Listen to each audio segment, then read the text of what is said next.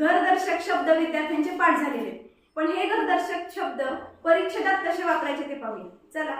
आज सिंहाने मेजवानी करायची ठरवली. सगळ्या प्राणी पक्ष्यांना आमंत्रण केले.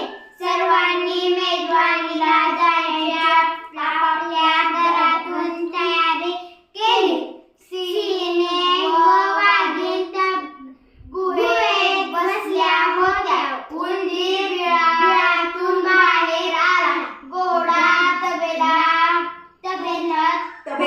होता. तर गाय गोठ्यात होती. पक्षी घरट्यात बसले होते. सर्वांनी संध्याकाळी 7 वाजता घरातून सिंहाच्या गुहेकडे जायचे ठरवले. सिंह स्वागताला नटून थटून उभे होते. घुबड डोलीतून आले. कबूतर घरट्यातून आले. सर्व प्राणी पक्षी जमा झाले.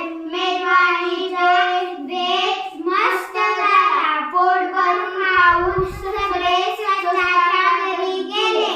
आपण जे हे कार्ड दिलेलं आहे, या कार्डवरती रिकाम्या जागा आहेत. या सगळ्या रिकाम्या जागा विद्यार्थ्यांनी स्वतः भरलेल्या आहेत.